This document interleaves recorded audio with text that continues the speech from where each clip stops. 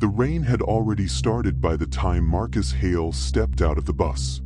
A thin drizzle, the kind that made the street lamps shimmer and blurred the world just enough to feel unreal. The city felt tired, cars hissing through puddles, store lights flickering awake, and somewhere in the distance, a siren moaned. Marcus lifted the collar of his jacket and tightened his grip on the canvas portfolio under his arm. Inside were the architectural sketches he'd spent months refining. The bank had agreed to notarize the final documents so he could submit them for a statewide innovation grant. Everything was supposed to be simple, just a signature and a stamp. But simple had never been something the world handed to Marcus easily. He pushed through the revolving doors of the Sycamore Bank branch and felt the warmth hit him first, followed by the stare. An old man in a suit, pausing mid-step, eyes flicking up and down Marcus as if he'd walked in dripping with suspicion. It wasn't new. But today, Marcus told himself, he wouldn't let anything derail him. Not again. He walked toward the counter, choosing the line where a young teller with auburn hair was assisting a customer. He pulled out the documents, double-checked the signature page, and rehearsed the steps in his head. When it was his turn, he approached the counter with a polite smile. "Hi. I need these notarized, please." The teller looked at the papers. Her expression didn't change, blank, mechanical. "These need to be reviewed by a senior associate," she said. "One moment." "No problem," Marcus thought. He nodded and waited. Across the room, the senior associate, a tall, sharply dressed man with silver-framed glasses, looked at Marcus, looked at the documents, then back at Marcus. Something in his eyes flickered. Not curiosity, not caution, something uglier. He walked over with slow, deliberate steps. "These are architectural documents?" he asked, voice clipped. "Yes," Marcus replied. "I just need them notarized." The man didn't pick up the papers, didn't glance at the seal. Instead, he asked, "Do you have identification?" Marcus blinked. Of course he did. He pulled out his wallet and handed over both his driver's license and his state ID card. The man looked at them for a long time, far longer than necessary. "And what is this for?" he asked. Marcus kept his tone steady. "It's for a state grant program. I just need the documents verified." The man stared at him, studying him in a way that made Marcus's skin prick. "Where did you get these?" he asked. "Where did I get them?" Marcus repeated. "They are suspicious," the man said. Marcus felt something in his chest tighten, not fear, not even anger yet, but that cold heaviness he'd felt too many times before. "They're my designs," he said calmly. "I work for..." He didn't even get to finish. The associate stepped back and gave a subtle gesture to someone behind Marcus. Two security guards, big men in beige uniforms, approached on either side. "Sir," one of them said, "we're going to need you to step away from the counter." Marcus turned. "For what? I haven't done anything." The associate crossed his arms. "We have reason to believe you are attempting to submit falsified documents." "What?" Marcus said in disbelief. "They're my designs. You can call..." "Sir," one guard interrupted, "I'm not going to ask again. Step aside." A few customers were already staring. One woman whispered. Another pulled out her phone, pretending not to film but angling it just enough. Marcus's throat tightened. He swallowed hard, stepping back because he knew where this could go if he didn't. The teller looked uncomfortable but didn't speak. The associate picked up Marcus's documents with two fingers as if they were contaminated. "These will need to be verified by law enforcement," he said. "You can't be serious," Marcus whispered. The associate gave a stiff nod to the guards. They closed in. "Empty your pockets," one said. Marcus stared at him. "No, I'm not doing that. I've done nothing wrong." "Suspicious and non-compliant," the associate muttered. "Typical." That word landed like a slap. Typical. Marcus felt heat in his chest, a wave of humiliation washing through him as more customers stopped to watch. One guard stepped forward. "Sir, comply or we will remove you." Marcus took a slow breath, lifted his hands slightly, not in surrender, but in weary clarity. "I am cooperating. I'm just not emptying my pockets because I'm not a criminal." That was when the associate said it, low enough that he probably thought no one would hear, but loud enough for Marcus, the guards, and the nearest customers to catch every word. "People like you always find ways to look innocent." Marcus froze. And everything after that happened too fast. The guards grabbed his arms, one on each side. His portfolio fell, papers spilling across the polished floor. People gasped. Someone muttered, "Oh my God." Marcus twisted, instinctively trying to keep his balance. "I didn't do anything," he shouted as they dragged him toward the lobby. But to everyone else, it looked like a scene they'd seen before. A narrative already written. Phones rose. Cameras clicked. Someone said, "Just comply, man," as if compliance had been the issue.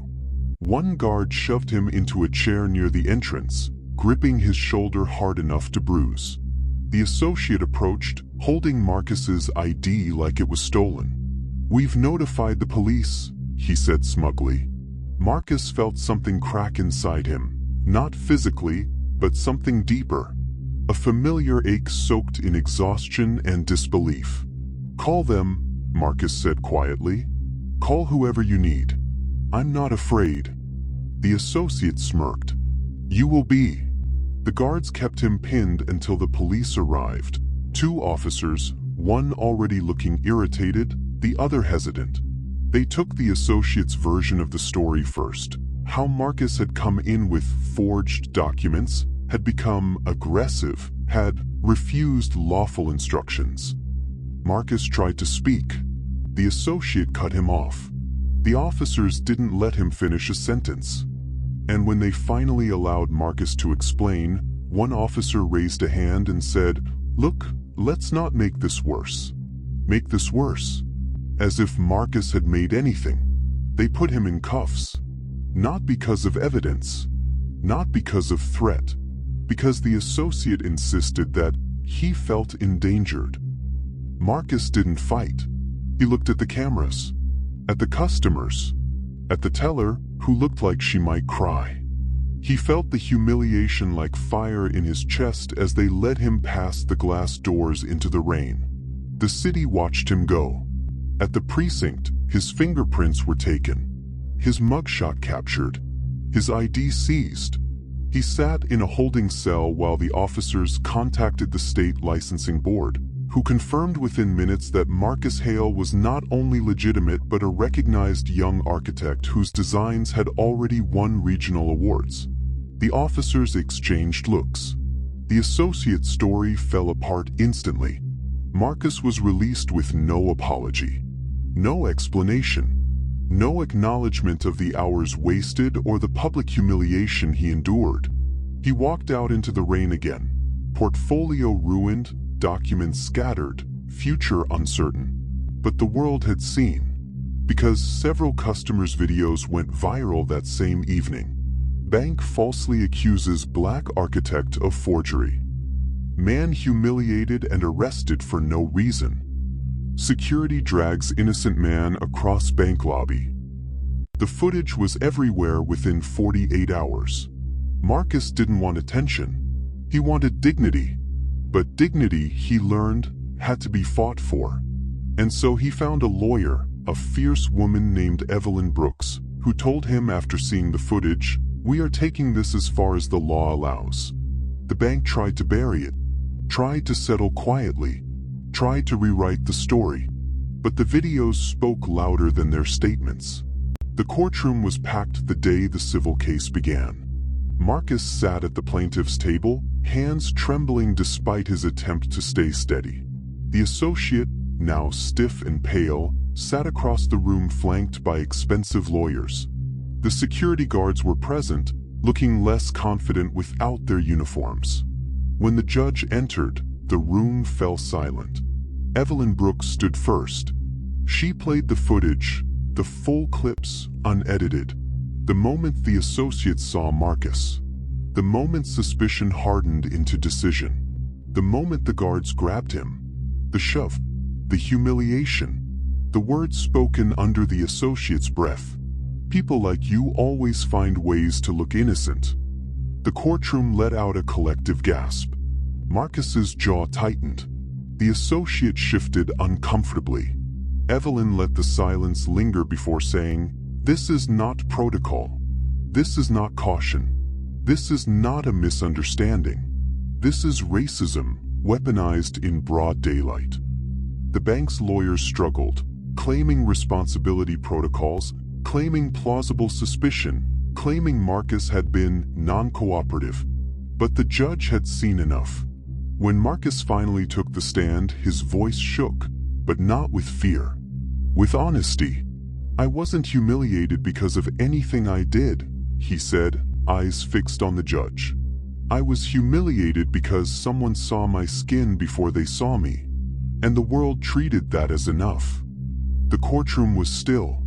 Then it was the judge's turn. Her ruling was precise, uncompromising, and sharp as broken glass. "The evidence is overwhelming," she said. Mr. Hale was profiled, mistreated, unlawfully detained, and publicly humiliated without justification. The bank acted with negligence, bias, and misconduct. Marcus felt his chest loosen for the first time in months. The judge continued, "This court orders Sycamore Bank to pay Mr. Hale compensatory and punitive damages totaling $850,000. A hush fell over the room, stunned, breathless. "And furthermore," the judge said, "the individuals involved must complete mandatory anti-bias training, and the bank is required to review its entire security protocol." Marcus closed his eyes. $850,000. Validation. Recognition.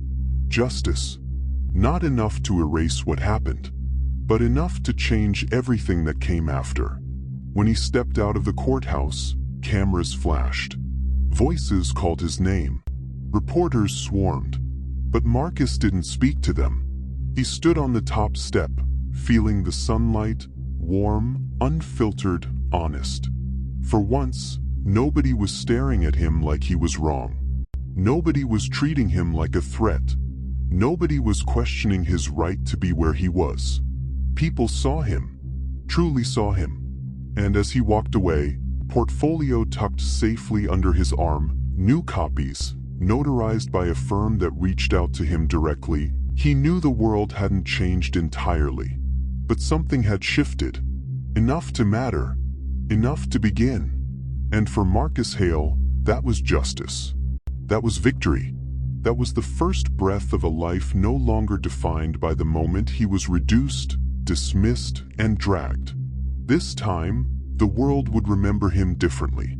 Not as a suspect, but as a man who stood up, fought back, and won.